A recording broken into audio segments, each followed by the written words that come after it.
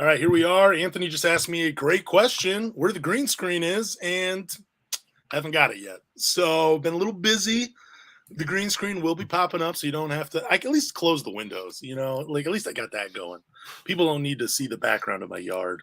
So, the green screen is coming, I promise, either next week or the week after. Someone just hold me to it, but I promise you the green screen will be here. But speaking of the color green, Draymond Green wants to play for Detroit. How do you love that segue, by the way?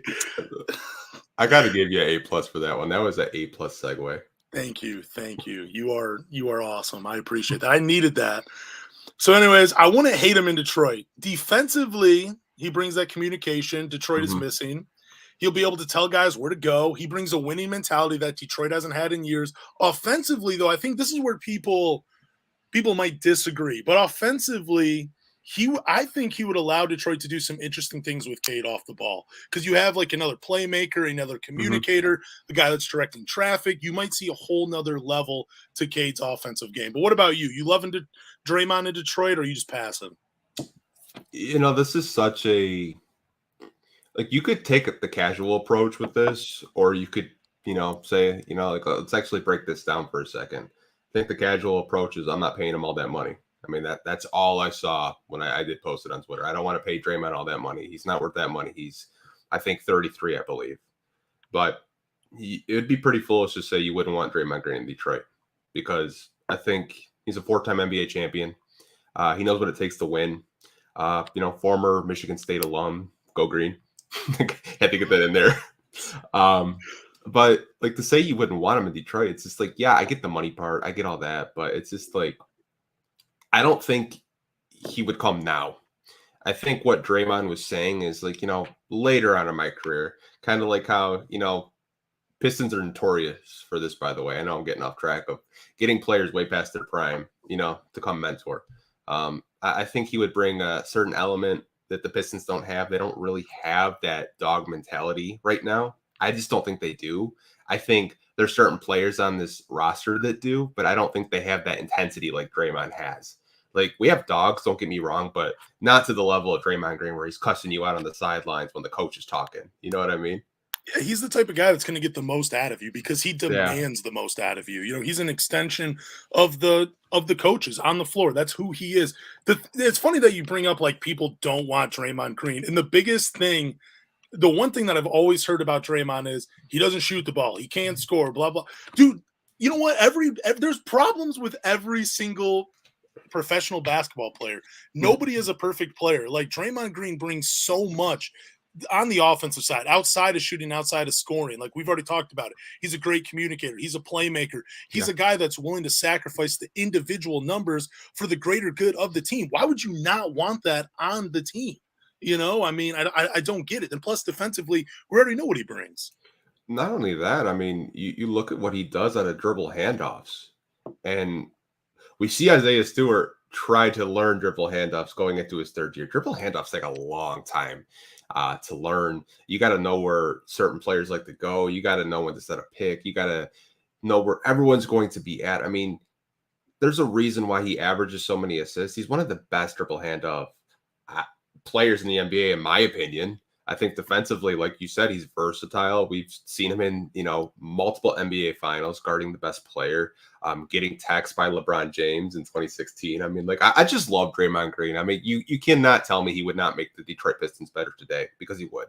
But like I said, it's a very fun, trivial topic. I think that, this time of year, we'd like to have these kind of debates, whether, the Pistons should go in on Draymond Green right now. I don't think it's a right now thing. I think it's in the future. He's always said that, even when Van Gundy was here, we tried to get him, he thought about it, but obviously he made the right choice staying in Golden State, winning those chips. But I think it's going to be down the road when he's a little bit older, maybe, when he's 37, 38, he's going to, come here to Detroit. And by then the Pistons should be Eastern Conference competitors each and every year. I think having him on the team now, though, would be so much fun, especially him playing that small ball 5. Because, again, just the lineup. He's just – the reason I love Draymond Green, and I'll end it with this before we get into this mock trade that someone brought up, because this is still such a fun topic. The reason I love Draymond Green is because Dude, it's like having him on your team is almost like having a video game character because he just allows you to do so much offensively and defensively. Like those lineups where you could put Andre Iguodala in at like the 4 or the 3 with Kevin Durant, have Draymond play the 5. Everybody can at least take 3-pointers. Everybody can move. Everybody can pass. It's truly positionless basketball. That's what he brings to you. And I just think it's foolish when fans say they don't want a guy like Draymond. Go on I could hear the it's just like I get it from like a contract standpoint and a salary standpoint. You kind of look at what he has left on his deal and what you think and what you expect out of him, which I can understand from a fan standpoint. Why am I going to pay a guy that's in his 30s? Because a lot of people like it'll just be like Blake Griffin, a guy that's older that probably will get hurt, and we're going to pay him a bunch of money, and he's on the bench half the time. So I get it from that standpoint, and I could see why some fans get that PTSD when they look at a player of Draymond Green. But it's like I said, it's not going to be a right now. It's going to be down the road. Like I would bet money on it that Draymond Green is going to be in a Pistons uniform to end his career. He looks good in a Pistons uniform, though. I'm just not just saying that. He looks good in the Detroit Pistons. I don't know about the teal, but the red, white, and blue looks amazing. But let's talk about this fake mock trade. Well, I mean, every mock trade is fake. This mock trade brought up to you by Mock Trades on Instagram. Detroit receives Draymond Green in his 2-year, $51.6 million contract. Golden State receives Marvin Bagley and Killian Hayes in a 2023 second-round pick. To the people watching and to the people listening, feel free to hit me up on Twitter at Lance Caprosi. Blow up my DMs. I want to hear your thoughts on this mock trade. But, Anthony, are you making this mock trade, Marvin Bagley and Killian Hayes in a 23 second-round pick for Draymond Green? If it was on the table today, would you make that trade? Yes, I would. But no way this fucking trade happens. There's no way. Like Golden State would need somebody. They would need someone else in return, whether it's like Saddiq Bey or Isaiah Stewart. They're not doing this for Marvin Bagley and Killian Hayes. I will say though, I love Killian Hayes in the Golden State uniform though, running point with Steph Curry and Klay Thompson running the wings. That's kind of why I was surprised they passed on LaMelo Ball, because I thought LaMelo Ball would be perfect in between those two. Even though Killian Hayes is not on LaMelo Ball's level, he does bring that type of that playmaking and that point guard that you want between them. Someone that's not going to look for his own shot, but looking for the shot of others. Yeah, I mean, I understand why Golden State took James Wiseman. I do. I mean, you kind of look at him in college, the measurables, him being that dominant. I still think James Wiseman, I think there's something there. And I know he's had injury history. He did play in the G League this past season. I think James Wiseman was the right pick for the Golden State Warriors. I think LaMelo, honestly, I don't know if Steve Kerr could handle that. Yeah, there might be a little bit of a personality clash between those two, but just his overall skill set, I thought, like, dude, he's the number one pick, or like at number 2 for Golden State, he should have been the guy. Like, I understand why they drafted James Wiseman. There's still a ton of potential. I think that guy now can finally buy alcohol by himself. So, like, yeah, he's still really young. He's been injured, obviously, the past couple of years. But, yeah, James Wiseman, there's a reason he went number 2. I just think, since we're talking about the mock trade, like Killian Hayes' skill set, it fits between those two guards instead of Curry and Klay Thompson. It does. I mean, they lost Gary Payton to Portland, I believe. Is that correct? Is there something going on in Portland that we are just oblivious to, why all these players are flocking to Portland? I don't get it. I don't know. I really don't know. I mean, I don't really pay too much to Portland. I mean, obviously they got Jeremy Grant, but I mean, like, other than that, like, I really didn't care. Like, I probably won't search Portland Trailblazers for probably the next 10 seasons. Like, I probably just won't. But I mean, to your point, I think, Killian would be a very good player off the bench for Golden State. I think that mock trade is fun, though. Like, if you're a Piston fan and Troy Weaver, you're literally, like, driving them to the airport, like, ASAP. Like, you're like, come on, guys, let's go. Yeah. Like, hey, guys, jump in the car. I'm just going to take you. We're going to do New Jersey Fit. Got a photo shoot. By the way, it's in Golden State with your new team because Draymond's coming to town. That's totally what would happen if, this trade was actually, a real one that was on the table. So we do have a comment on our YouTube channel if you are watching live, and if you are listening to this on the audio platform. Portland and Sacramento both think they got what it takes. 100% agree. They've been talking a lot of shit this offseason. They have been. They have been. We actually brought them up when they were talking about how Jeremy Grant looks so happy compared to being in the Pistons uniform. And we won't get back into that, but we did talk about him. And Portland fans are freaking crazy, man. They really are. Weed strong over there. It really is. All right, next up, we got headlines. Headlines is our section of news, rumors, sometimes a scorching hot take from a former player. We're going to talk about it if we have anything to say. If we don't, we're just going to move on. All right, Bleacher Report named the top 3 young players on each team. They named Cade, Jaden Ivey, and Jalen Duren as the top young guys for the Detroit Pistons. Interesting, though, I saw this from other people because a lot of people disagreed with Pistons fans disagreed with this list. They thought Saddiq Bey or Isaiah Stewart are more important or, the top young players on this team, which I looked at it this way. I get why people say Saddiq Bey and Isaiah Stewart because they've been here. We have seen them produce in a Pistons uniform. But outside of Cade, Jaden Ivey and Jalen Duren are the most important young players on this team after Cade. Because if they don't pan out, it doesn't matter what Saddiq Bey and Isaiah Stewart accomplish. They are not going to be on their level. That's what I think this article was suggesting and why they put them there. But yeah, again, if you're disagreeing with the top 3 players, the top 3 young players that were named, really write me out a great argument for Saddiq Bey and Isaiah Stewart why they should have been named over Jaden Ivey and Duren. Duren has, in my opinion, even though I've talked about him going to the G League, he has the potential to be that Dwight Howard type difference maker defensively. I really see that in Duren. I'm not going to say winning 3 defensive player of the years. I'm just saying that impact on that side. And Jaden Ivey, we've talked about him plenty of times. Lightning quick, can get to the rim. He's going to be an important piece. If those guys don't pan out, forget about Detroit winning in the next couple of years. But what about you? Do you agree with their top 3? I think Bleacher Report does a very good job when it comes to these lists. And reading the article, 100% agree with where they were going and their perspective of it. Obviously, you do have Saddiq Bey and Isaiah Stewart still on this roster. Same with Killian Hayes. But you have to look at it from a potential standpoint. And I think if you look at it from a potential standpoint, you have Cade Cunningham, where we haven't even seen what he is going to be rookie year, averaging 21, 7, 7 in March. Those are all-star type numbers. Yes, they are. Jaden Ivey, if he becomes your number 2 option, the Pistons are going to be scary. If Jalen Duren develops a jump shot and plays smart defense and not get in foul trouble, you're looking at your starting center for the next 10 years.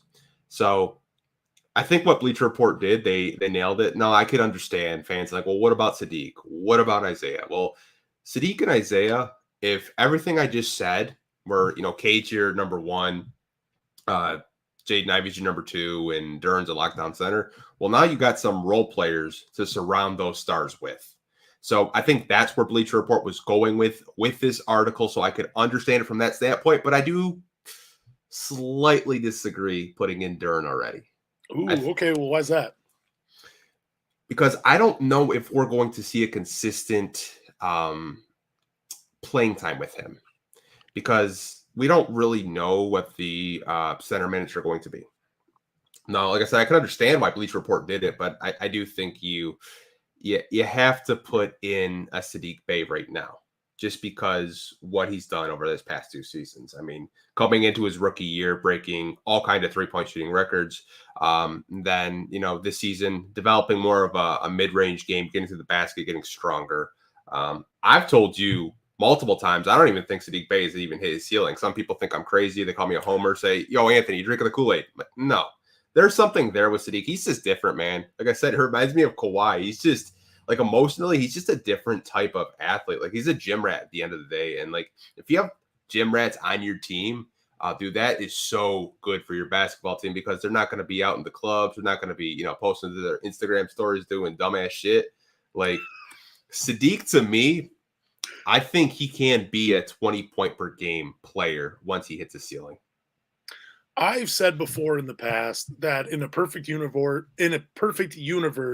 Saddiq Bey is the next Danny Granger. I see a lot of similarities between their games, especially offensively. I don't know how good Danny Granger was defensively. I didn't watch Indiana like that, but I remember him offensively, and at his peak, he was a 25 per game scorer. Now, I'm not saying Saddiq Bey reaches the heights. I'm saying in a perfect universe, that is who Saddiq Bey is. Mm-hmm. I just don't I wouldn't have been mad if Bleacher Report put Saddiq Bey as one of the top 3 young guys, but I just looked at it as who is more important to this team going forward. Yeah. And I think most Pistons fans, well, maybe not most, but I think some of the more smart, intellectual type Pistons fans would agree that the development of Jaden Ivey and Jalen Duren is more important than the development of Saddiq Bey. Because like you said, and I've said before, if Saddiq Bey is averaging 15, 17 a game as a 3-and-D guy, and that to me, in my opinion, contributes more to winning than him being a 20-plus per game scorer. Like, I just don't see that in his cards. I think he's capable of doing it, but I just think sometimes with guys like Saddiq, it's like, give me less on the offensive end and give me more defensively, and our team's going to go further. And that's why I think he was omitted from this list. As one of the top 3 young guys. I think that might be the biggest reason is, Bleacher Report probably values him more as a role player than they do an all-star. Yeah, I mean, I can understand it from that standpoint, but I get flashbacks of when Jeremy Grant got injured and he had to be the number 2 option. He got to witness and kind of on a day-to-day basis say, okay, I'm the number 2 option if Cade gets doubled. And I think that was actually a blessing in disguise because now he knows what it takes to, be the second option. So that's why I still think, there's something there with him that I think, the coaching staff hasn't even got to yet where he can, do more on the offensive end. The only thing I ask from Saddiq Bey and the coaching staff this year is give him some freaking post touches against smaller guys. The dude he's a great body for being a perimeter guy that can post up. And I feel like that lacks. We've seen it a little bit last year though. So hopefully they go more to that going forward. We got another list, though, coming up, and this is from Hoopshype. They named Jaden Ivey a top 25 shooting guard entering the season.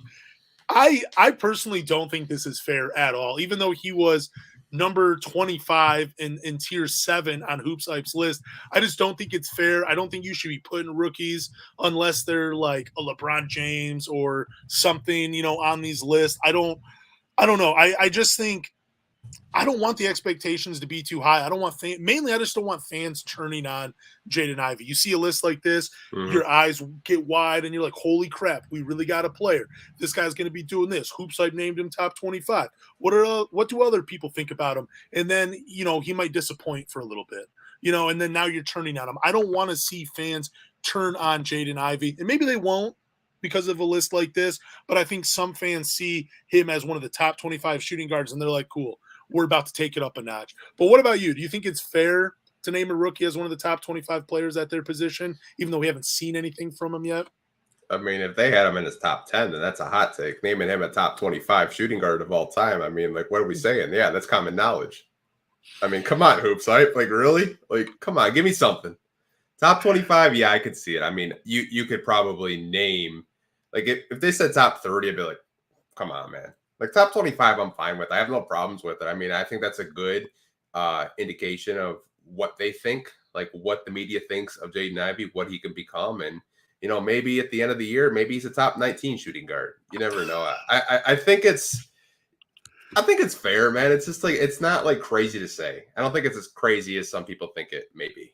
Well, I'm looking at the list and I'm looking at it right now. You got Colin Sexton ahead of him. You got Jordan Clarkson, Alex Caruso, Seth Curry, to name a few. You got Bogdanovich ahead of him.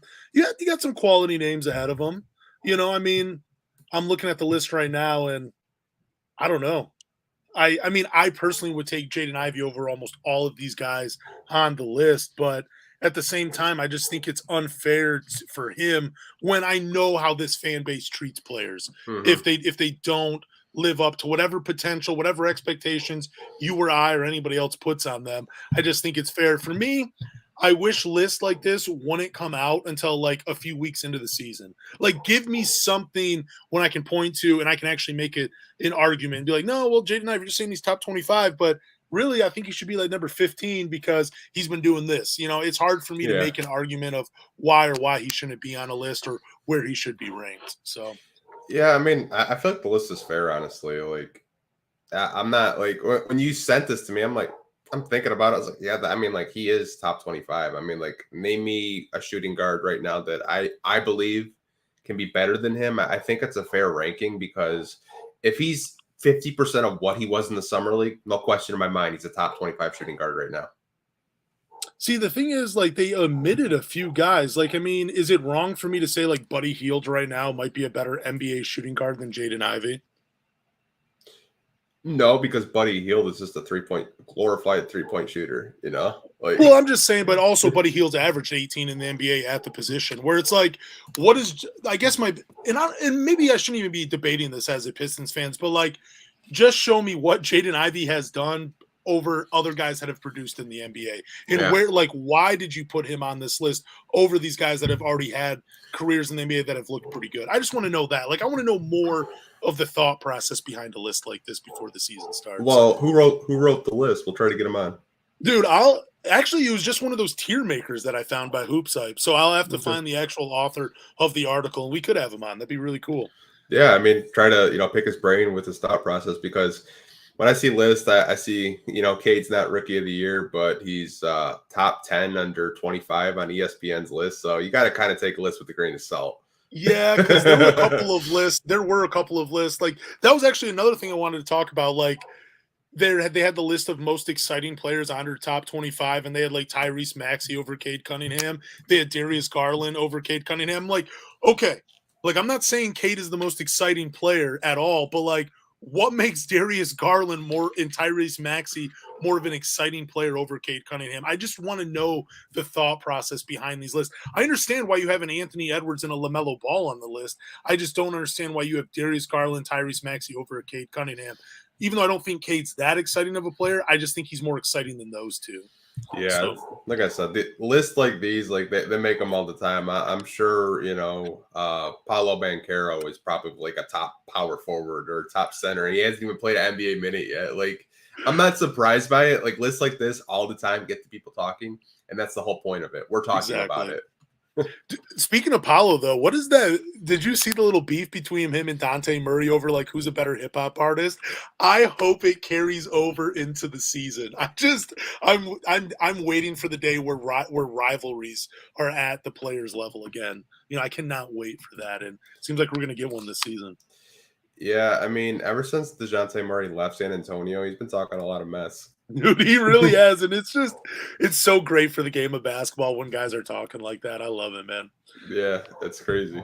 So, final piece of news. I don't know how much we're going to say about this, but Anthony, I know you have a little bit of information on this. Keith Bogans finalizing a deal to join the Pistons staff. Rashard Lewis is talking with the Pistons. This comes from Frank Isola. What was this thing about Rashard Lewis you were telling me about before we started recording? So I did a little bit of research because I know Rashard Lewis played for the Seattle Supersonics before he was in Orlando. And I do remember Dwayne Casey being an assistant for the Supersonics. So Coach Casey was an assistant for Seattle for a long time. So doesn't really surprise me that Rashard was in talks with the Pistons. And even some people pointed out that Rashard Lewis and Keith Bogans were on the summer league coaching staff during Vegas. And to kind of even go a step further, there's a program that the NBA does for former players that want to get into coaching that allows them to kind of like get that coaching setting. So I thought that was really cool. A lot of good information from the fans. Like, obviously, I do not know everything. I will not pretend I know every little thing about the game of basketball. I don't. You guys can call me out, say, hey, dumbass, that's not how it is. Like, straight up. Like, I will give you that credit in that respect. I'm man enough to say I don't know everything. Keith Bogans, though, do you remember who he was involved with in a trade? I do not remember who he was involved with. Who was he involved with? Very iconic trade. Look at his jersey. Oh, was this for crap, dude? Now you got me looking this up. I do not remember who it was. Who was he with? Who was he traded for? Paul Pierce and Kevin Garnett. What? Yes, he was involved. Really? He was involved in that trade. He was one of those role players that was involved in that trade. I did a lot of research on him, and I actually watched some highlights, man. He was a dog defensively. He was on the Chicago Bulls teams that were making Eastern Conference Finals with Derrick Rose and Joakim Noah and all those guys. I mean, I think Keith Bogans will add a different element to this coaching staff, someone that's active, former player that I just love former players. I mean, you see the Lions doing it right now, like with all their former players and how, they're at Hard Knocks right now, getting everyone fucking hyped. I love that we're bringing in former players like Keith Bogans and potentially a Rashard Lewis. I just love it. I love when former players get opportunities to coach. Yeah, I heard about that coaching program. Actually, there was an article written about Chucky Atkins. It wasn't like this crazy piece or anything. It was just, where are these guys at now? And he was actually part of that program to become a coach in the NBA. I think he coaches AAU now or something, but yeah. Chucky Atkins actually was part of that NBA program. But back to Keith Bogans and Rashard Lewis, I don't know what either of them will bring to a coaching staff, but I'm with you. When you're a former player, that experience – that is invaluable, especially to young guys. And a guy like Keith Bogans, I do remember him defensively because I always used to I never could wrap it around my head. I'm like, I remember being a kid and I'd look at stats and I'm like, he's really not a great player. Like he averages 8 points a game, who is Keith Bogans? But then as you get as you develop more as someone that watches basketball and eventually talks about it, you realize okay, not everybody's going to score, but they can bring something else to the team. And you're right. Keith Bogans was a dog defensively, especially for those Chicago days. I'll never forget that because there were some great battles between Detroit and Chicago. There always has been. So Keith Bogans, yes, I remember that. Rashard Lewis, I used to love Rashard Lewis's game. I mean, dude, a 6'11" three-point shooter, could dribble the ball. I loved using Seattle on the old 2K games. I never gave him a rest when I played online with him. I'm pretty sure I probably destroyed a few people that are listening to this now with the Seattle Supersonics playing 2K. But whatever, I don't know what he can bring, but I just know that experience is invaluable. Him being able to talk to Isaiah Stewart, him being able to talk to Duren, Marvin Bagley, helping them out in some ways, that's what I think is invaluable. So Casey said this about a month ago, and no one really talked about it. Now, I know we were talking about Rashard Lewis in Seattle. His player comparison for Jalen Duren, do you remember who it was? Did he say Rashard Lewis? Sean Kemp. Oh, yes, that's right. That's right. Yeah. I remember that now. Yeah, Sean Kemp. Man. So it's kind of get me thinking, Casey's bringing back a guy that he used to coach, trying to get him on his staff in Rashard Lewis. And I'm sure someone mentioned Keith Bogans to the Detroit Pistons coaching staff. So I think there's something brewing with the coaching staff. I may be overhyping it, but I mean, dude, I was such a Rashard Lewis fan. I used to use him in 2K. Dude, he was money from three, yes. Bro. Money. That's what I'm saying. I love Rashard Lewis, bro. Like as a Piston fan, he had my respect. He was the best stretch four in 2K at the time. I always used to do fantasy drafts and draft Rashard Lewis in the second or third round right away. Yes, so you would probably be one of those guys I would play online that used the Seattle Supersonics against me. So, dude, I used to love using that team. Rashard Lewis was just incredible. It's funny because I look back and there's always these guys that I would trade for in 2K and dude, this guy would make a lot of sense in Detroit. Let me bring him in. Rashard Lewis would be one of those guys. And now he's actually coming to Detroit in a different role, obviously. But, I'm happy for him. I just don't always know what to say about coaching hires, other than just to mention it. Because it might not even be a coaching hire. It could be an advisor role like Ben Wallace. Not a lot of people know that Ben Wallace is an advisor for the Detroit Pistons. He's in every, practice advising these players. I mean, I've gotten pictures sent to me from, family members that work in the front office that Ben's working with Beef Stew. He's working with all the players. The Pistons have done a really good job of kind of reaching back out to their former players, trying to get that greatness, trying to get back to what they were, going to work. They should embrace all those former players and try to get them back into the building if they can. Yeah, I got ripped a couple of years for actually saying that because I remember that news about Ben Wallace wanting to be being a special advisor. And I said hey, if he's going to be part of the team, let me hear that he's working with Isaiah Stewart. Let me hear that he's watching film with him and breaking down. And nobody could tell me if he was. So I said, yeah, calling a former player a special advisor is kind of stupid if you're not giving them an actual role to do something with the team. So I got ripped for that. So I'm glad to know that Ben Wallace is actually working with the guys. That's good. That's good to hear. I'm happy about that. And if they are going to do that, bring in more former players to work with these guys. They give you that experience. They can tell you about what it's like to be an NBA player, something a coach cannot do. So. Yeah, you look at the Going to Work Pistons. Chauncey's a coach. Rip does a lot of media stuff. Tayshaun's in the front office of Memphis, which he does not get enough credit for. with all the draft picks that they've had. I mean, Memphis turned it around really quick as soon as Tayshaun got there. I mean, Ben's, advisor role. So, all those guys are in NBA jobs. I mean, Darvin Ham's going to be the fucking head coach of the Lakers, man. Like, that's awesome. And Rasheed Wallace is still waiting for that call up. This is the ninth. I was going to say Rasheed Wallace is unemployed, but that doesn't matter. He can be unemployed for the rest of his life and still have more money. Yeah, Rasheed's straight, man. Like, straight up. Like, he's good. He never has to work another day in his life. Oh, God. That's the day. That is the day. So we got one more list for you guys. This is coming from Woodward Sports. They dropped their top 10 Pistons of all time. I won't say who the creator is of this list, but it's a solid list. I almost have no complaints or arguments, but I would replace Joe Dumars with Ben Wallace. I would put Ben Wallace at number 2 and put Joe Dumars at number 3. If we are talking only about them as players, not the whole overall. Like, if we're talking about everything they've done for the organization, Joe Dumars, you could make an argument for him being number 1.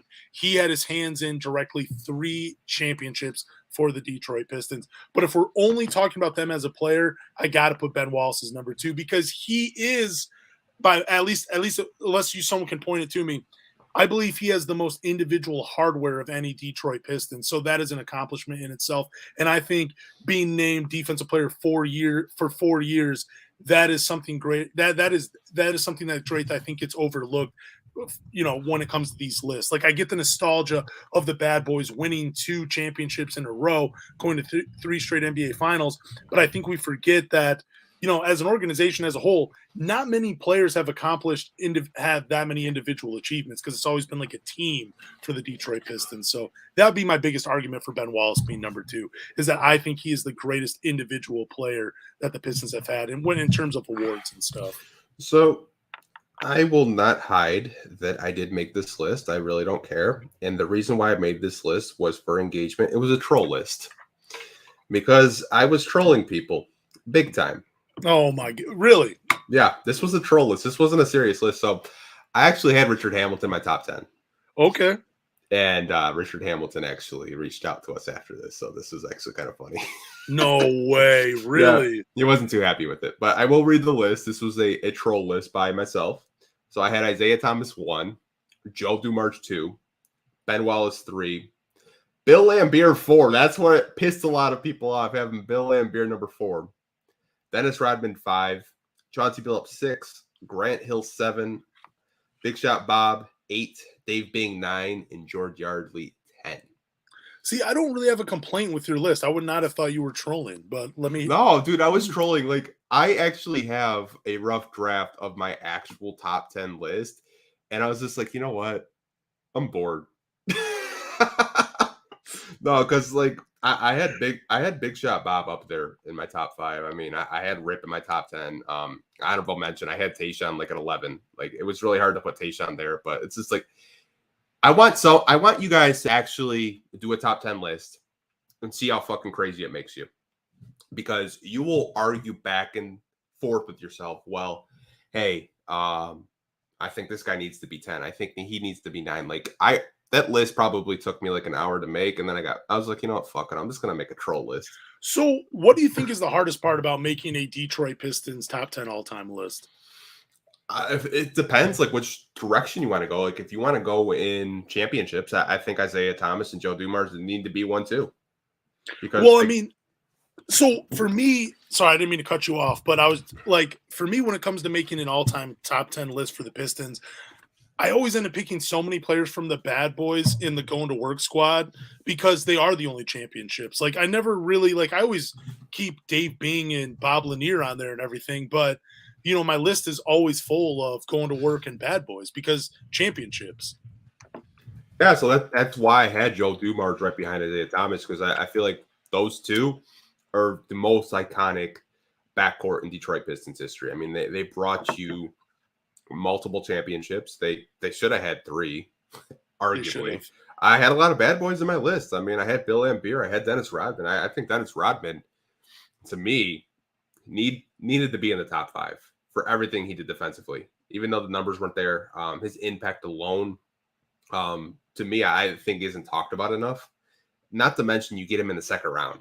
Like, think about that. Like, that's crazy. Like top 10 list. I mean, like the approach I had was just like winning championships. And that's why I had Grant Hill 7. He never won a championship for us. Hell of a player. I mean, like if you were going to say like talent wise, yeah, he needs to be in your top 4, arguably. But I went by championships and championship success. Yeah, I think if you were, like, depends on how you're trying to do the list too. Like if you're doing a list of like greatest individual talents, your 1 and 2 is probably Grant Hill and Blake Griffin. You know what I'm saying? Those are probably the 2 greatest basketball players that have ever played in a Detroit Pistons uniform. I'm not being disrespectful to Isaiah Thomas, Joe Dumars, Ben Wallace, and all those guys. I'm just saying, in terms of talent, they're the reason. There's a reason those 2 were drafted in the top 3. You know, I mean, I know Isaiah Thomas was right up there as well, but in terms of like, you don't see many guys like Blake Griffin playing basketball. You know, you see tall guys, but with that blend of athleticism and strength, just unreal. There's a reason he was so highly, talked about for so long. Then Grant Hill, I mean, he had the most votes his rookie year for the All-Star. Like, I mean, people definitely took notice of Grant Hill. But if you're just talking about like what guys accomplished in a Detroit Pistons uniform, that's an entirely different list. And I think, that's probably a better, more accurate list that you would get if you're putting it together by those guidelines. But I don't know. I mean, I liked your list. I didn't think it was bad. I mean, oh man, I didn't put Rip in there. Like, see, but that's fine with me though. To be honest, I put Chauncey and Ben. I didn't put Rip because I was like, well, Rip was a big piece of what the 04 Pistons did, but I mean, Ben was the defensive force. Chauncey won final MVP. I was just like, so that's where people were like, okay, where's Rip? Where's Tayshaun? Where's Sheed?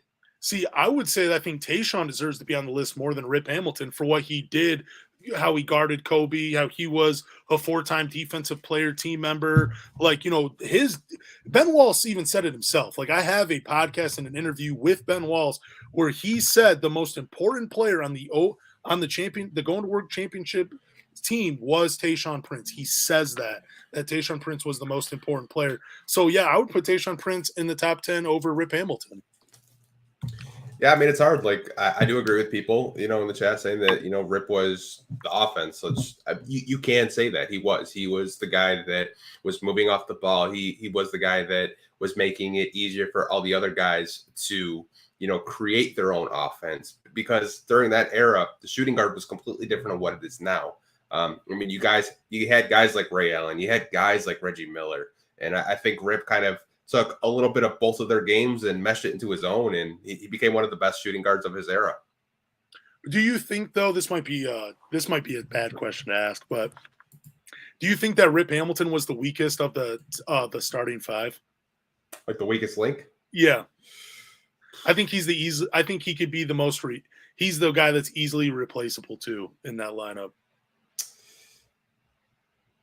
I mean, I'm just saying, like, when you break it down and what I understand, he was the offense, but like, I think you probably almost could have put anybody. I can't answer that because I could.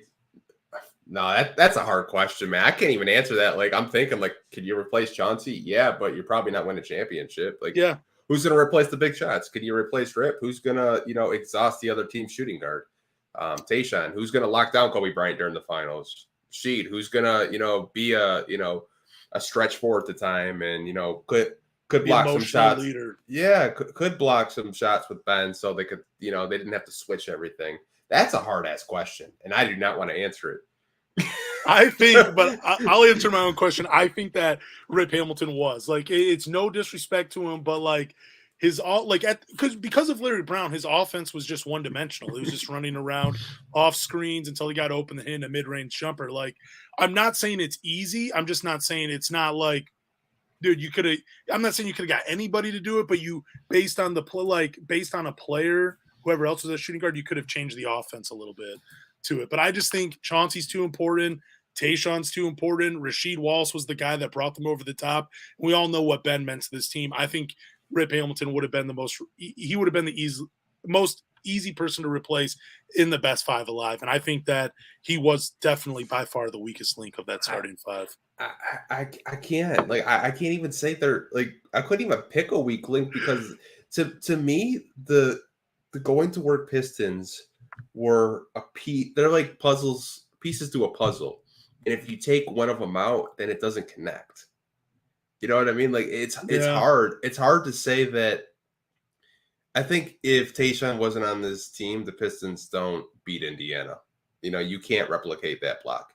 If Chauncey wasn't on this team, they're probably, not winning championships because he was a really big role. He was, the point general out there. It's just, it's hard to say like who's the weakest link. I don't really think any of them were a weak link. I just think they were individually, they were good players, but when you put them together, everything gelled, everything connected, and it was just so damn special. So it's really hard for me to say who's the weakest link. I think if you take any person off of this team, you could make an argument that they're the weakest link. You could say Ben Wallace is the weakest link because he can't hit free throws. You could say Rasheed Wallace is the weakest link because of his temper. You could say Tayshaun Prince was the weakest link because he was young. I mean, you could make a case for everybody. I just think if you take any of those players, you could make a case for them being the weakest link. And I will say this, though. I don't think you could replace Rip Hamilton with any shooting guard. Like, I'm not saying put Ron Mercer on this team and they still win a championship. I'm not saying that. But, like, you put someone like an inexperienced Joe Johnson playing with a point guard like Chauncey, who knows? They might still have a chance, Like, Joe Johnson was a decent player back then. I don't think he was not great by any stretch of the imagination. He was a solid player, and I think if you put him with a point guard like Chauncey, a guy that knows how to control the tempo, knows how to put guys in the right spot, yeah, you could probably do it. But I think if you put, like, Jason Kidd in Chauncey Billups' spot, you're not winning a championship. Like, I love Jason Kidd, but he just could not bring to the table what a Chauncey Billups did. Like, Chauncey, even though he was named Finals MVP, I think he's the second most important player behind Ben Wallace on this team. I think Ben Wallace was just the engine that made him go, but Chauncey was like, he was the guy that controlled the pace. So I think he's more important. But back to Rip, I know. We just caused the biggest fight. Like, we took the Band-Aid off, we put some salt in it, and we just stabbed it. Like, the people are going Carmelo Anthony. Now we're talking about Carmelo Anthony. We won't even talk about that. Oh my God. I'm so sorry. Like, we did not mean for this topic to turn into that. Like, that to me, like, I don't even mention the second overall pick in my household. I will not talk about it with a Piston fan because should have drafted Melo. Because you know what? Shit like that, it's just an exhausting conversation. You know what? You're right. We should have drafted Carmelo Anthony. You know what? You can't replicate that Tayshaun Prince block. Ron Artest would have had Carmelo Anthony's lunch for breakfast. I'm sorry. People sleep on Ron Artest and that whole Indiana team. They were defensively just dogs. Dude, they were dogs. Like, to say, like, well Carmelo would have, averaged more points against a good Indiana team. Dude, you don't know that. You don't know that. Like, I'm happy we got a championship with Tayshaun Prince. Was drafting Darko a mistake? Yeah, probably. You watched one European workout. But I can't believe I'm going down this rabbit hole. I really can't. Real quick, you want to know who Ben Wallace would have taken with the number 2 overall pick? I'll leave it at this. I will just share with you who he would take. Chris Bosh. Chris Bosh. He would take Chris Bosh. He even said it himself. And here's what, so we can end this topic after this. Ben Wallace said that if the Detroit Pistons had drafted Carmelo or Dwayne Wade, the NBA would have never given them Rasheed Wallace to win the championship. He said that every team in the NBA thought they were like fake contenders, and that they basically just said, here's Rasheed Wallace gift wrap. We know you're not going to win. Even if you have Rasheed Wallace on your team, it doesn't do nothing. He basically said, like, nobody took them seriously at all. At all. I do want to give a shout out of Opinionated Media. I see him always interacting with us on Twitter, and I think he said it perfectly. Anyone missing from the core, we're not champions. Simple as that. Like I said, they were each a piece of the puzzle, and when you connected them, they were just, the chemistry was unmatched. They communicated. They weren't letting teams score more than like 70 points. It's crazy, man. Like, I'm happy that we had a championship with that team, and I don't think you'll ever see a GM replicate what Joe Dumars did, assembling that team. Oh man, we're gonna have to talk about Joe Dumars at some point on this podcast, but we won't for today. We can move on though, because I don't want anybody getting their feelings hurt in the comments. So we'll move on. We'll end this topic. Sorry for bringing up Rip Hamilton as the weakest link. That is my opinion. I'm sticking by it. But should we stop with the top option talk when it comes to Cade Cunningham and Jaden Ivey? So this was a topic I wanted to bring up like a couple weeks ago, but I'd saved it for this because I felt like it was pretty good. There was this tweet that stood out to me earlier in the week, and it was by Ari Hoops Wagner. And to sum it up, he says Cade and Ivey are the next great young duo like Tatum and Brown, and we should learn from the Celtics and not force that one as the top option. Let them coexist. I disagree with Ari because there's always a hierarchy in sports, especially basketball. I've said this before. This group of Pistons will go the furthest when everybody figures out their roles and does what the team needs of them. Ivy will have to take a backseat to Cade. Like, there is no doubt in my mind. You mean to tell me that Tatum and Brown, that there's not a hierarchy between those two?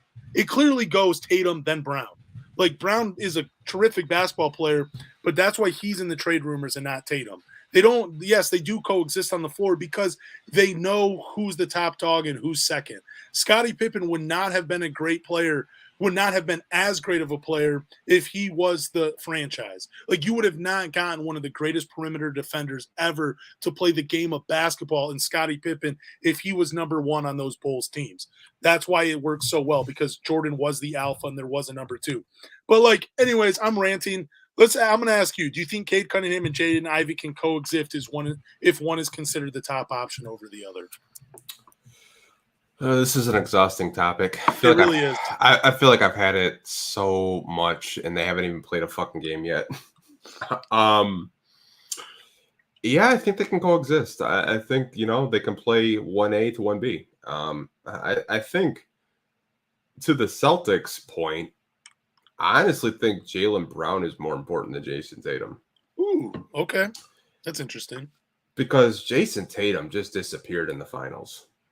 Jaylen Brown was out there balling. And I think, nothing against Jason Tatum. I think he's a very good player. To say he's a good player is actually like a shit-ass take, but he's one of the best players in the NBA. I should have said that.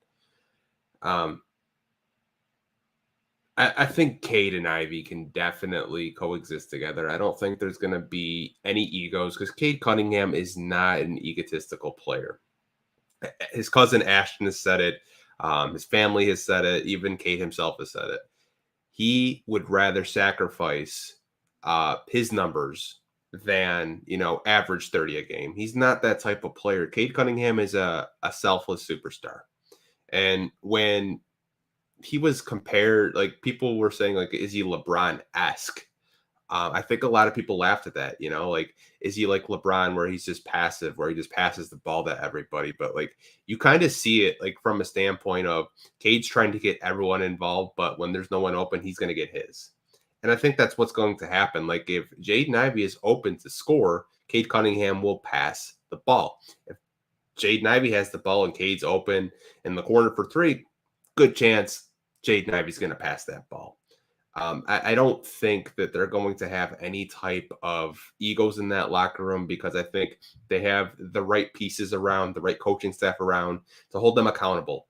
I think players like those two will figure it out. I think they're so talented. And I think us fans saying that, like, well, it won't work out because Cade needs the ball in his hands like a Luka Doncic. Well, look at Luka, dude. The guy's exhausted. His best player next to him is what? Tim Hardaway Jr. and Christian Wood? Like, come on, man. Like, the Pistons are going to figure this out. This is such an exhausting topic. I don't know why we're having it. It's August fucking 14th, and we're like, oh, are they going to, like, fight? No, they're not going to fight. They'll play well together. Like, I have no doubt in my mind Cade Cunningham and Jaden Ivey are going to be a really good backcourt. Right? Well, my thing is, like, yeah. So anyways, with the whole top option thing, you're right. It is exhausting because we don't fucking know. We just don't know. But I think when you're talking about it is, I look at it like the early 2000s Lakers, right? You know what I'm saying? Like, you had that dynamic between Shaq and Kobe. Yes, they won 3 championships. They won 3. But there was always that rift between them. Who's the number 1? Who's the number 2? Who should be taking the last? Who should be taking the shot? If they had cleaned that up and stayed together, and if they had just said, hey, look, this is my time, I'm going to pass you the torch, they'd probably win like 6 or 7 championships. You have 2 of the greatest players ever on one team, and they couldn't figure it out because there was always this, this thing between them that said, and maybe it was media driven, maybe it was whatever, I don't know, but there was always this thing like, I'm the top dog, you are going to take a backseat to me. And when players can't figure that out, when they can't figure out the hierarchy, that's when messes happen.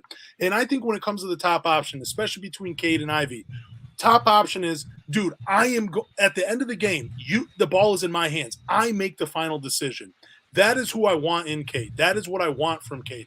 That is why I think he is the top option. That's why I don't think it should even be a conversation between Jaden Ivey and Cade. And plus, if Jaden Ivey takes a back seat to Cade, for all I know, we might get an elite defensive player in Jaden Ivey where he doesn't have to, maybe that's his role. Maybe we don't see peak offensive Jaden Ivey. Maybe we see 19, 20 points a game a few years from now, but he's that elite defensive difference maker. Maybe that's what we get with him taking the back seat. And I think that's why it's important to figure out who number one and who number two is. Because if Jaden Ivey is the number two, we might get a better, more complete player from him being the number two, instead of him just taking the keys to the car and saying, fuck it, this is mine, I'm doing whatever I want. That's why I think there needs to be a hierarchy. Yeah, I mean, like someone said it perfectly. If this was Jalen Green, I'd be worried. Yeah, that is a great point. Because you kind of look at, I feel like we bring up Houston every podcast. It's like a tradition. We have to do it. But like Cade Cunningham's unselfishness is what separates him from being a great player to a superstar. And I think you saw it last year. Now, granted, he did not have a very good basketball team around him. They were young, and the veterans that we had, they weren't really high-level veterans. But Troy Weaver addressed a lot of needs. He addressed shot blocking. He addressed shooting. And he surrounded him with athleticism and Jalen Duren and Jaden Ivey. I think what you're going to see out of this backcourt and out of this Detroit Pistons team is an athletic, fun basketball team that shares the ball, and there's no me. It's all about the team. And I think that the way Troy Weaver is building this team, he gets it. He gets how Detroit has had success in the past. It's always about team basketball. Because when you have, selfishness me, that just don't work here in Detroit. We're all about team basketball. 100%. But I just think, I think it's silly for people to be like, just forget about it. There's a reason those things exist. Like, it makes it allows players to find themselves. Like, you can't just sit here and say, like, you know what? I don't care who takes the shots. I don't care who has the ball, as long as they coexist and everybody's happy. Dude, this is how you find out who your players are going to be. This is how you find out who's going to buy in to being that championship team, by putting a hierarchy in place, by saying, like, dude, look, you're going to have to take a back seat. And if you don't want to take a back seat and you don't want to play the role we're going to give you, then get the fuck out, because it's not going to work. That's what a hierarchy, that's what having options means. That's what it allows a team to do. Because the moment you say, forget the options, forget this, forget that, everybody's equal, you're not winning nothing. You're not winning a single thing. That happens in all walks of life, outside of sports as well. When you don't have that hierarchy, you need it. Yeah. And, I'm not trying to get into the life or motivate or whatever that crap is. But in terms of basketball, I just think you can't just say, let them coexist as equals. No, it doesn't work that way. You gotta be tough. You gotta say, dude, Cade is the guy. Ivy, you are number two. Saddiq, you're here. Isaiah, you're here. Duren, you're here. Whatever. And when you guys figure it out, and when you guys all play your roles top notch, we're going to win some championships. That's what I think it's saying. But we can be done with it. I know it's exhausting for you. No, it's not exhausting. I think that what you said is fair, but I just don't think to that point yet. I don't think they're to that point where, they're arguing with each other who gets the ball the last 2 minutes of the game. I think this is going to be a really fun up-and-coming team, and I think the future is bright for the Pistons, but I don't think we're going to be like Boston, and we're going to be in rumors like it seems like every other year. Who are we going to trade, Jason Tatum or Jaylen Brown? Like, I think Boston's window for a championship closes every year. And I think if they don't win it in the next 3 years, like everything they had, all those draft picks, it was a failure, in my opinion. Interesting. Yeah, and again, really just real quick, I want to point out to people listening, like, I'm not talking about like let them duke it out this year. For this year, just figure out what everybody can do and then figure out the hierarchy. If Jaden Ivey somehow is like the best player of this group, let it be his team. But if it's not, then, settle him in at number two. There's nothing wrong with being Scottie Pippen. You still get the praise, you still get the money, and you still get the accolades, and you get to go down as one of the greatest players ever. That's what happens, but I think a hierarchy has to exist in order for a team to be successful. Yeah, for We'll sure. eventually see it. For sure. I think we will, but I don't think we're to that point yet. I mean, a lot of these guys, I think Kelly Olynyk is the highest paid player on the Detroit Pistons right now. I saw a list. Like, if you think about that, that's crazy. But none of these guys have even got like their rookie scale max deals yet. I think once we get into that, then we'll know who the top dog is and who's that number 2 option versus number 1. Awesome. I just wanted to kind of paint out to Ari because I thought it was a pretty good tweet. It definitely got my, blood pumping. But for the final topic though, each week we're going to pick a Detroit Piston and predict their season averages. This week we're doing 2 players, Cade Cunningham and Saddiq Bey. We'll just do points, rebounds, and assists. What do you think their averages are this year? So for Saddiq, I got around 16.5 points, 7 rebounds, and give me about an assist a half a game for him. Ooh. For Cade, I think he's going to be around 19 points a game, 7 assists, and 6 rebounds. Okay. For Saddiq Bey, I have 17 points, 5 rebounds, and 3 assists. I don't know why I have such a high assist number, but I felt like, he's going to get he might be able to make like that second read, get the ball, and maybe just I don't know. We'll see. Assists could possibly come down. But for Cade, I got 23, 7, and 7. 20? I think we just, 23. Yeah, I could see that, honestly. I mean, it really depends. If this team's healthy, if Jaden Ivey just stinks the bed, like it really depends. It depends. They haven't even played. This is hypotheticals, which makes it fun. If you guys are watching live on YouTube, let us know what you guys think, what they'll actually produce. I'd love to hear because, we could be just bat freaking crazy. Well, I think Cade Cunningham did not shoot. He had, out of all the first round draft picks going back, I think I did 12, maybe 13 years or whatever. The only number 1 overall pick that had more games without a free throw attempt than Cade Cunningham was actually Anthony Bennett, which is wild. Anthony Bennett, I think, had 30-something games where he played over 15 minutes a game without shooting a free throw. Yeah. And then Cade Cunningham, he had 19 or 21. I forget what the number was, but he had the second most games without a free throw attempt.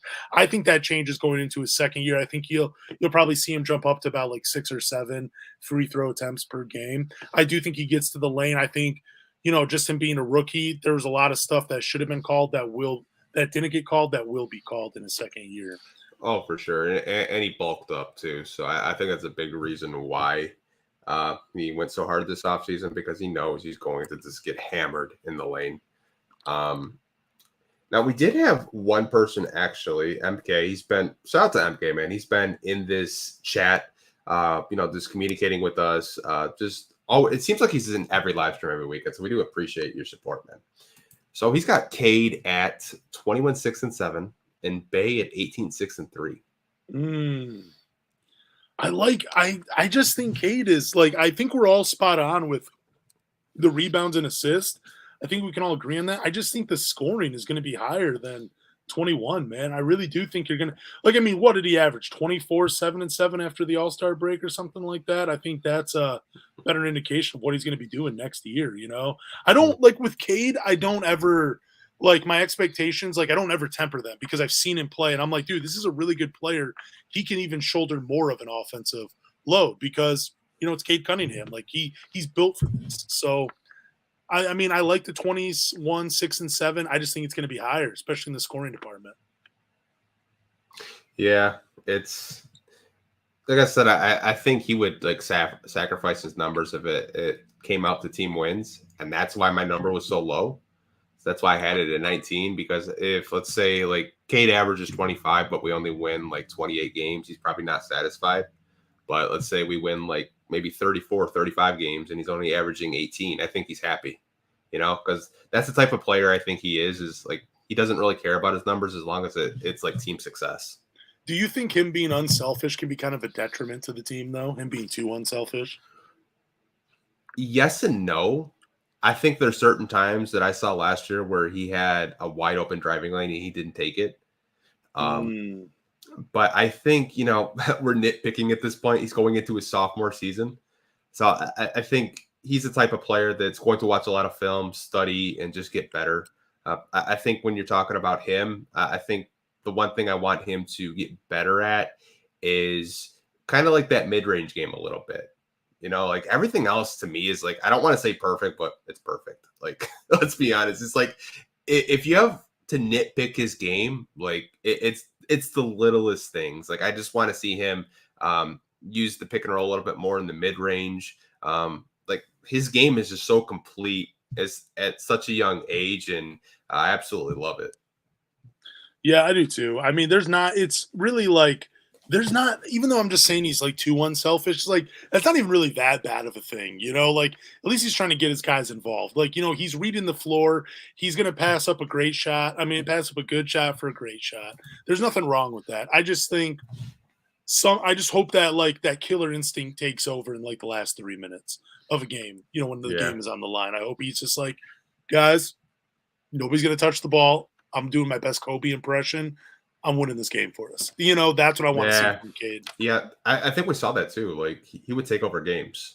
And I think that's something that he's got, that clutch gene where he's like, get out of my way. I got it. We're down 5 points. Last 2 minutes, I got us. I mean, we saw it against the Nets of him going at KD, like them exchanging buckets. Like, Cade's that dude. Cade's that dog. Like, we already know. Like, I think if you're just going to nitpick of like how much he's going to score, or I want to see him go to the free throw line more, like, it's not like he doesn't try. He does. It's just he's just not getting the calls yet. You got to earn those superstar calls, and you're not going to get them your rookie year. Everyone knows that. He's going to get him with the beard, though. The beard is looking great. Hope he keeps it all season. Yeah, that and the braids. I like the braids. Oh, dude, I love the hair blown out, though. I think that's so cool. Like, I love that little undercut taper thing he does. Like, all those guys do. It's, as a barber, like, I have to pay attention to the hair. Like, I have for sure. So I think like we could move on to the Q&A if anybody has any questions for us. I always love doing it. We'll do the Q&A, and I usually do what we do in the Q&A is take a piss in like 60 seconds. Try to make it 58 seconds. I'll count down for you. All right, I'll be right back. Oh, man. He can do it so quickly because he's pulling up from 3. I don't know if anybody's ever seen that basketball floor around the toilet. You have like the free throw line, you have the 3-point line, you have a half-court shot. That's what he's doing. Deep threes. By the way, appreciate everybody watching this. We were off last week. This is so much fun for me, man. I appreciate all you guys paying attention and all the people that have followed me on Twitter. Been a little inactive the past couple of weeks just because I've been busy. Been starting my own barber shop, renovating space.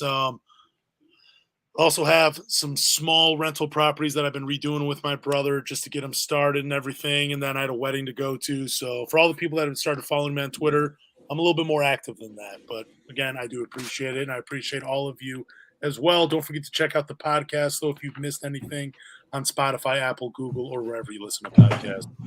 Dude, that was fast. Yeah. Real fast.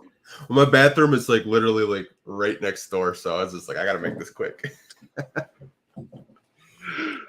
That's awesome. Oh, man.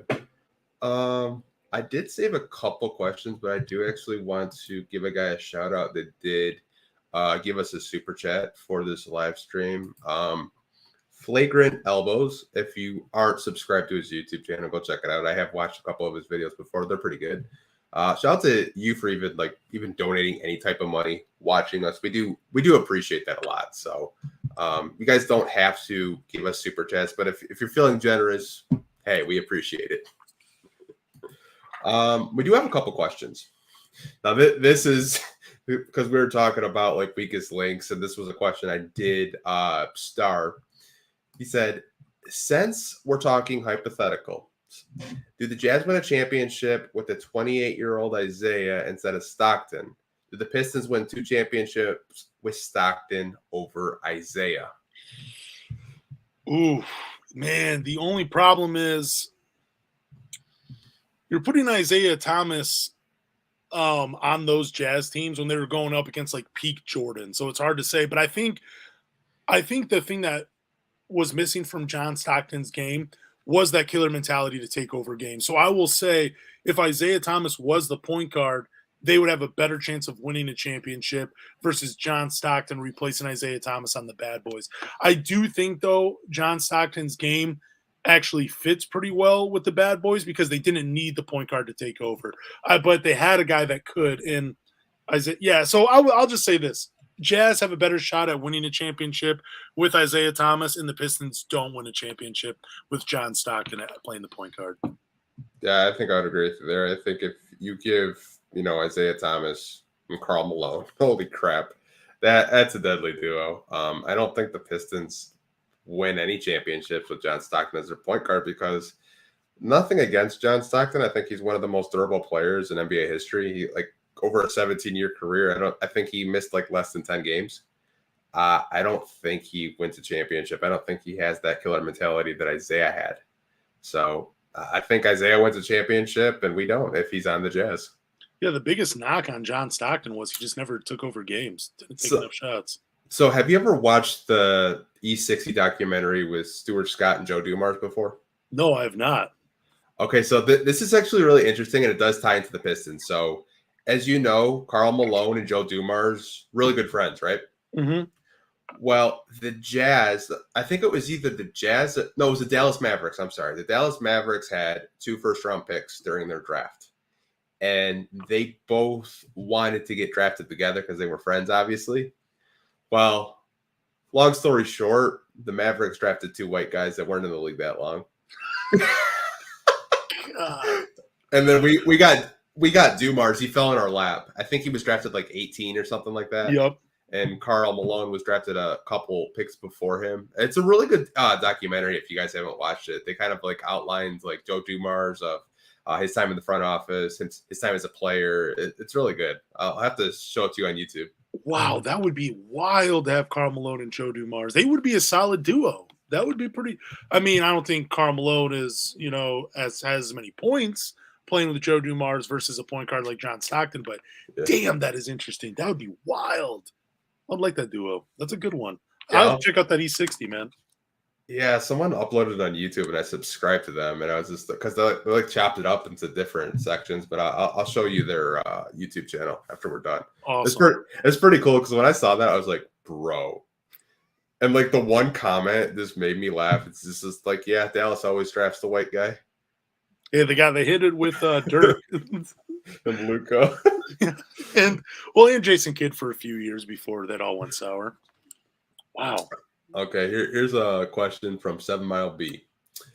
Which player will lead the team in scoring? I'm going to say Cade Cunningham. I think that's the best choice. He's going to probably have the highest usage rate out of anybody. He's going to have the ball a lot. Mm-hmm. He's probably the most complete offensive player of anybody on the Pistons right now, meaning he can do the most. Yeah. Saddiq Bey, he's great. He's just more of a shot maker versus a shot creator. Cade, he's a shot creator, so I'll say he'll lead the team in scoring.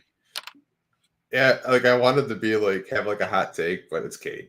I think second leading scorer could be Marvin Bagley. I think so too. I think those guys, the 3, 4, the second, third, and fourth scorers, they're going to be a lot closer this year than I think a lot of people think. Yeah, if Killian has Marvin Bagley on the bench with him, bro, he's going to be throwing him lobs left and right. I think Marvin Bagley might be second or third in leading scoring on the Pistons this year. I think he's going to if he continues to come off the bench with Killian might make him a 6th man of the year candidate. Oh, for sure, yeah. I hope so, man. I have so much stock in the Killian Hayes camp. I told you the story of how I'm a jersey curse, and I still have a Killian Hayes jersey. I have a Sekou Demboya jersey. I can't believe I just said that. Oh man, I was feeling the French connection, but I guess not. Dude, I just gotta say I was so right about Sekou. I said that he wouldn't play 10 years in the NBA. Then I backtracked and said he wouldn't play 7 years in the NBA. Looking pretty good. Yeah, for sure. So we got a lot of questions. I do appreciate you guys actually asking questions because I feel like this is one of our favorite segments because it's one of mine. Yeah, because we sometimes we don't even think about shit like this, and you guys are awesome at asking questions. This one comes from The New Breed 313 Sports Talk. Go check his YouTube channel, and I've seen a couple of his videos. Pretty sure I'm subscribed. If I'm not, I probably will after I'm done. Do y'all think Cade will be in the All-Star game this year? I say I've already said before I don't think Cade makes his first All-Star game until his third year in the NBA, so I'm going to stick by that. I don't think he makes an All-Star game this year. I think he'll be on the snubs list, though. That's what I think about Cade, but I think his first All-Star appearance comes in his third year. Yeah, like I hate that All-Star is like such a popularity contest and a winning. Like they value winning in it, and I really don't understand why. Like if you're putting up like Bradley Beal, for example, he puts up like damn near 28, 30 points a game, but he's not an All-Star. It's just like value a player's like skill level, not their winning percentage, because the winning percentage goes back to the team, not the individuals. Remember the days where like Tracy McGrady would still make an All-Star appearance and he's averaging like 7 points a game? Yeah, or oh god, what the hell was it? Zaza Pachulia. Remember? Yeah, I loved it. Dude, Zaza would get, because Zaza is from Georgia, which is like a country over in Europe, and like every person in Georgia loves Zaza. Yep. Like he would be like top 3, or Alex Caruso for the fan vote would be like, when he was with the Lakers, he would be like the top like backcourt. I'm like, bro, holy crap. LA's such a big market. When you were younger, did you vote on the All-Stars? Oh yeah, for sure. Oh dude. It would be all Pistons too. Okay, so when I was a kid, I would like some of my All-Star guys were Ricky Davis and Darius Miles. I'm like, dude, my vote is going to get them in the game. I want these guys to be All-Stars. Don't know what my obsession was with Ricky Davis, but he was a nice player. Yeah, I liked him averaging 20 a game. Thought he was underrated. Knew nothing about efficiency back then, so. For sure, me either. Like as a kid, like I got Zaza Pachulia rent free in my head. When those All-Star, like like the fan votes would come out, it's like 20% of the vote that actually counts. And he's got like more votes than Giannis and shit. You're like, dude, what the fuck? Did you ever vote for Zaza though? I did when he was a Piston. I voted for him a few times. Every year I vote for him. Like from afar, I hated him, but then when he was in Detroit, and like I remember that game against the Sixers, and he stole the ball from Joel Embiid. Bro, like I went nuts. I was like, bro, I'm voting for Zaza. I don't even give a shit. Like, dude, I was good with him and Primo Brezic, or I think his name is, that played for the Charlotte Bobcats. Like random 2K players. I was just like an All-Star, made them into All-Stars. Those are my two guys. I think mine were Raymond Felton from the Bobcats.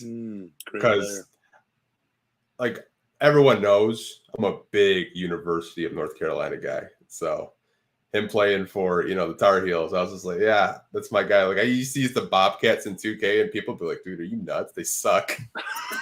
Dude, I used to love the old 2K games because you could still sign like John Barry, Jay Williams, Latrell Spearwell, and Glenn Robinson to your teams, and I always would when I was the Bobcats. Just roll out with Raymond Felton and Mecca Okafor, and then sign Glenn Robinson and Latrell Sprewell and just compete for the playoffs immediately. By the way, though, loved that UNC team with Raymond Felton and Rashad McCants, Sean May, Jawad Williams, Marvin Williams. That was one of my teams right there, dude. Love that team. Piston killer Marvin Williams. I feel like we've talked about this. Maybe we haven't. Minute predictions for our squad. Oh, man. You think it's possible that Cade plays over 34 minutes a game? I think Casey would have him at 32, like 30, 32. But it could be higher, though. It's like his rotations are really like weird to predict because we have so many moving pieces like each and every year. So I think, most of the starters, I think Cade will be in the high 30s. Same with Isaiah Stewart. I don't know. Jaden Ivey might get anywhere from 15 to, 23 minutes a game. I don't know. Isn't it crazy that Giannis only plays like 33 minutes a game? He does, dude. He blows the team out by the third quarter, of course. It's unbelievable to me. Like, where are the days where people are averaging 38, 39 minutes a game? Get me back to those days. That's what I want. So Giannis was just that's the thing with Giannis. Like he'll have like 20 by halftime, and then like they're up by like 30, and then like they just sit him. It's just the Bucks are just crazy. Who do you think gets the least amount of minutes this year for the Pistons? Like that's going to be part of the rotation. Part of the rotation. Probably Hamid Diallo. I would say the same thing. Dude, he probably gets under what, like 22 minutes a game this year? Yeah, I don't know if there's still bad blood with him and Casey. Because like Josh Jackson beat him out last year. And then there was that whole beef on the sideline where Troy like literally came outside of the locker room and grabbed him. So I don't know, man. That's crazy. Dude, I'm trying to think of other. How many minutes do you think Corey Joseph plays this year? That's what people want to hear. Dude, that's so funny because 7 Mile B literally asked the Kojo question. Do you think Kojo's going to average more minutes than Killian? Oh man, that is tough to say because you could see it happening though, right? Like you could shout to 7 Mile B because he was in your head for sure. That is awesome. I think he does. I think so too. I think if Killian starts making mistakes and he's not shooting, like if I was the coaching staff, I would tell Killian to shoot more. Like you see all of the, I'm sure you saw the summer league runs, or not even summer league runs, like the just the open court runs in the summer and pro-ams. Yeah, there's a couple of Killian, and like his shot looks a little faster, like the release looks faster. But like if I'm him, I'm just shooting like anywhere from like 5 to 10 shots a game minimum, like every night. Like just shoot it. Like you don't have to pass every damn thing. Yeah, we already know you can do that, bro. We already know you can pass the ball. Shoot the freaking thing. Please shoot the ball. Please, Killian. No, but the other thing about his jump shot, though, too, it does look a little faster, but it looks so wild from like how he throws his body around. Like he just flicks it up with his left hand, and I'm just, dude, and like he's falling backwards, like there's no control. I'm like, dude, no wonder you like struggle shooting, bro. Like, just go straight up. Like, practice that. Stop being so out of control. Like, man, it's bad. Yeah, I don't know. I know Cade's cousin Ashton wanted to work out with him. He wanted to be his trainer, but like, I guess Killian, like, it's like, I got a trainer. Like, I don't know the full details. I just remember being on a live stream saying that Ashton did want to work out with Killian. He does work out with Isaiah Stewart, though. A lot of people don't know that. Wasn't Isaiah Stewart like his point guard in AAU when he was like in 8th grade? He might be. I'm not sure. I thought he tweeted that out one time, which I thought was just crazy. He might be. This is a question I think a lot of Pistons fans want to know. Any Kemba updates? Is he still getting bought out? Haven't heard anything. Dude, I don't know. Is he like? I mean, you have more of an ear to it than I do. So at first, like that was the plan. Like a couple weeks ago, like you know when we signed Kevin Knox in free agency, like the signing just became official like last week because they had to move money around. So I don't know what the deal is with Kemba. I know he's like washed. I guess his knees are really bad. There are reports that he wanted to go to Charlotte to end his career with the Hornets, which by all means, go for it. I mean, if we want to pull another trade with the Hornets, I'm down. Like what else do you want to give me, MJ? Like, hey, seriously, give us James Bouknight. We'll be good. No, I think he does get bought out, though. I don't know what's taking so long. Maybe Troy feels like he can maybe get something for him. Maybe Kemba wants to go play for a contender. Who knows? Maybe you can get a second-round pick out of it. Like, I'd be happy with a second-round pick for Kemba at this point of his career. That's so sad that his knees are shot. Like, he's only like 33 years old. That's crazy to me. I guess it happened. Crazy. I guess it happened in Boston, where he had a injury and he just fell. That I read it in an article. It was someone from the Ringer. I don't remember who it was, but it was just like the downfall of Kemba Walker. That's so sad. Yeah. We're gonna get to this next question because he's asked it like 3 times and I've been saving it. I wanted it to be the last question, but since he keeps asking it, we will get to it. I know I have told you what my comp for Ivy is. He wants to know what yours is. He's going with Dwayne Wade and Russell Westbrook, much more promising jumper. I like the Russ comparison a lot. The Dwayne Wade is an interesting one. I guess I kind of see it, but I don't think Jaden Ivey is as reckless when he drives to the hoop as Dwayne Wade was. Like Dwayne Wade would just throw his body everywhere. Like the dude just did not care. I think Russell Westbrook is, man, there's another player that's just on like the tip of my tongue, man. But yeah, I like the Russell Westbrook comparison. I'm trying to think of some other athletic point guards. like him. I mean, John Morant obviously is another comp. I kind of see like, I don't know, like a little bit of Lonnie Walker to his game, like how they both are just like they put their head down and just attack the rim. They're both very athletic. Not saying Jaden Ivey's going to be like Lonnie Walker, just comparing their games. I don't know. It's kind of hard because for me, I just don't compare him to like every athletic point guard I see. Yeah. You know, so yeah, Russ, maybe even going back and tipping my hat a little bit. Maybe Baron Davis, Steve Francis type of athlete when they go to the rim. I don't know. It's kind of hard to say. I think Russell Wilson and Dwayne Wade, they're kind of easy comps to make for Jaden Ivey. I guess I'm trying to think more outside the box. Russell Westbrook. You said Russell Wilson. Oh wow! Why did I? Let's ride. Yeah, dude. So I'm pretty sure that's Western Michigan's like slogan now, like "Let's ride." Yeah. And now it's just kind of weird for me to see the Denver Broncos do it because I'm a Western Michigan alum. So I don't know. I think they stole that. I think Western might have to talk to them. But yeah, I also just watched a video of Russell Wilson earlier in the day being like, "Let's ride," and he looks super corny. So I have Russell Wilson on my brain. But Russell Westbrook. Okay, so do you remember what my comp was when I talked to you before he got drafted? I'm blanking on the comp though, but I remember you sharing it with me. Victor Oladipo would be my comp. Opinionated media. I see a lot of Victor Oladipo and Jaden Ivey. I think they're very similar. I think obviously Jaden Ivey. I think his jumper. I know it's just like summer league, but his jumper does look promising. If he shoots league average, then he's right up there with Victor Oladipo. I think athletically, they're very similar.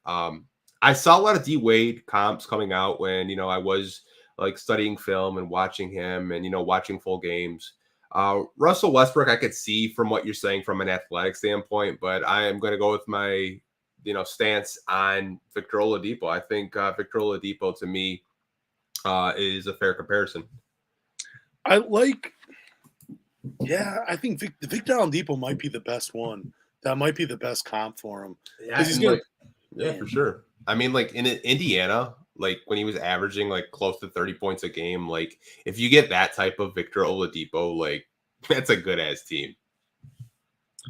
It really is too. Like the Victor Oladipo comp might be my favorite one. Like it makes so much sense because you see a lot of it with the way he plays. But I don't know. I just keep comparing him to athletic point guards. Like I'm watching highlights of Steve Francis and Baron Davis, and I'm like, dude, can he be that type of point guard and that type of dynamic offensive player? Who knows? I mean, you could just throw one out of a hat, like Jason Richardson from Golden State. Yep. Like, but I don't think he's that athletic though, because Jason Richardson was a whole different animal. Like he was crazy. Like that's my favorite dunk contest competitor too. Yeah, like Jay Rich. Shout out to Jay Rich.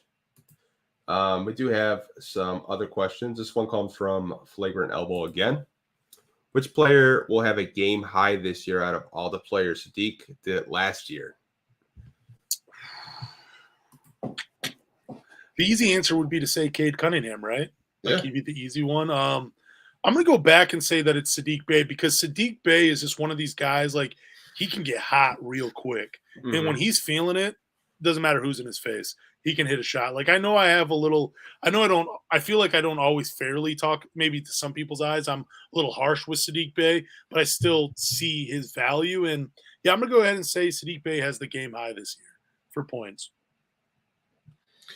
Yeah, I'm going to go a little wild card here. I think it's going to be Jaden Ivey.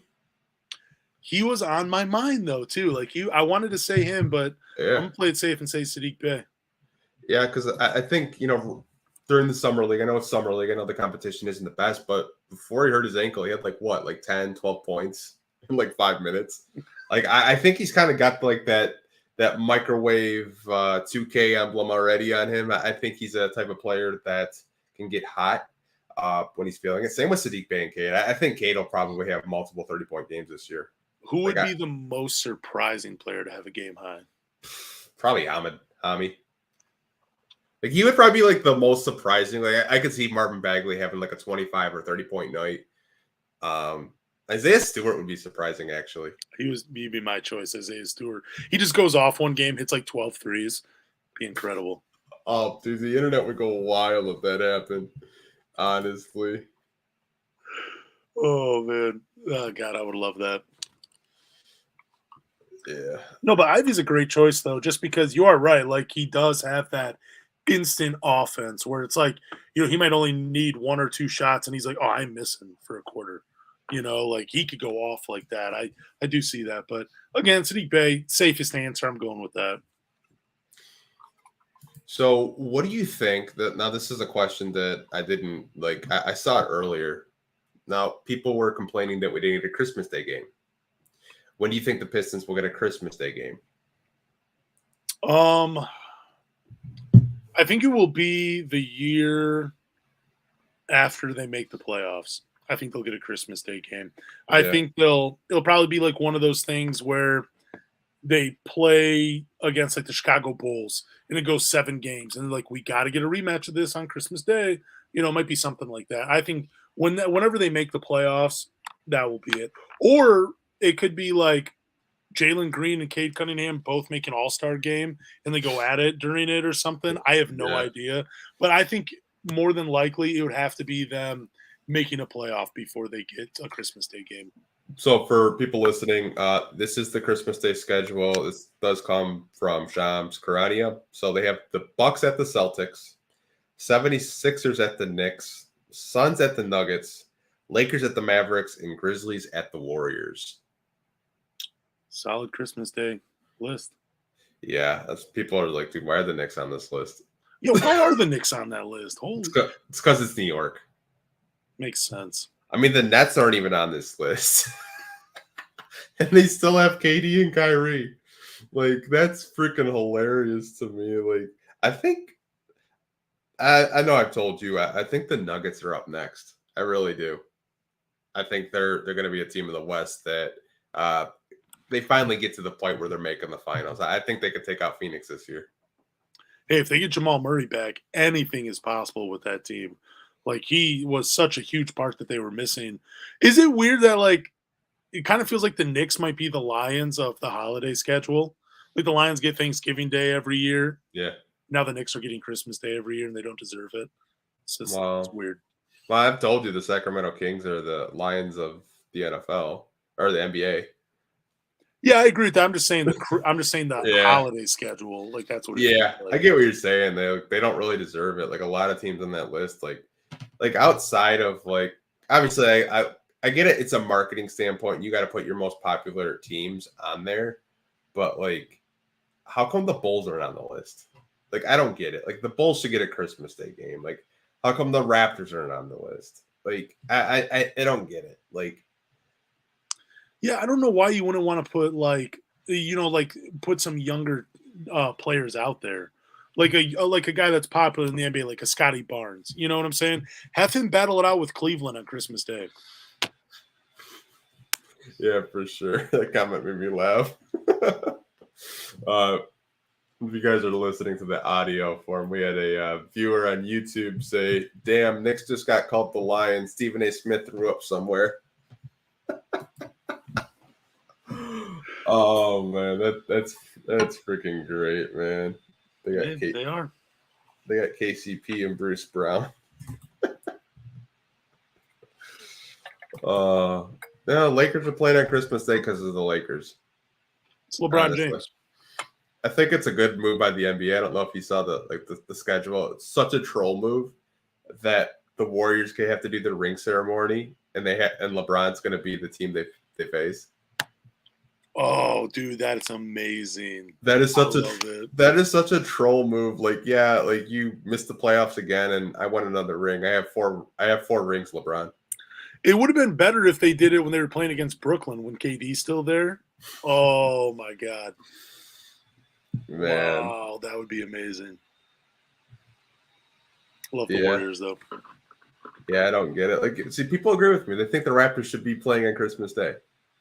Yeah, I agree with you too. Like, and I fucking hate the Raptors. Like, but I acknowledge they're a good team. Like, they have Siakam, they have Scotty Barnes, they have Gary Trent, who I absolutely love. Like, you already know my love for Gary Trent.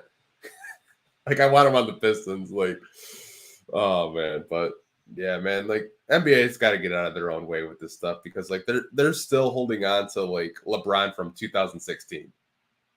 Like, you need some young blood in there. Like you need some fresh faces on Christmas Day. That's what I'm saying. Scotty Barnes, Evan Mobley, throw in Franz Wagner for the Orlando Magic. Do it. Is Atlanta on that list? I feel like Atlanta should be Christmas. Wow.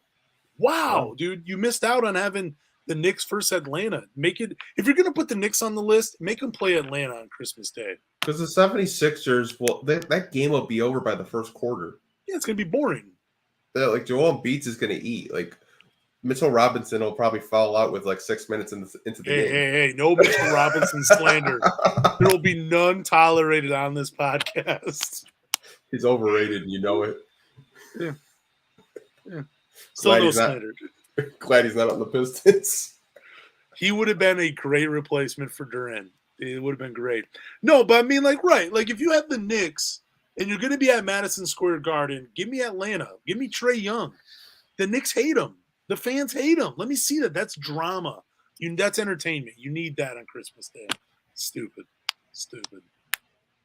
They need me to do this for them. God. He's got you there. Well, slander Rip, but not Mitchell Robinson. Whoa. I didn't even slander Rip Hamilton, okay? Like, I won't even get into it. You guys can go back and listen to the podcast. Wow. You dug your own grave with that one with the weakest link shit. Dude, hey, I did. That's fine. But, I mean, I have an opinion on it. That's not slandering Rip. If anything, Rip might even be like, you know what? I hate you for saying it, but I respect you for saying it. For all I know. Yeah, like I said, I wasn't even gonna I didn't even want to go into that conversation or down that rabbit hole, but you made me. I was like, we're not doing this. Oh fuck, we're doing this. Hey, you know what? I'm just glad MK stayed for the entire show, dude. You're amazing. Like, for real. Him and Ryan have just been in this chat asking us questions. Like, I do appreciate it, even though there's only 43 people watching at 9:00 on a Sunday. You guys probably have to work in a few hours, like myself. Like, we appreciate it a ton.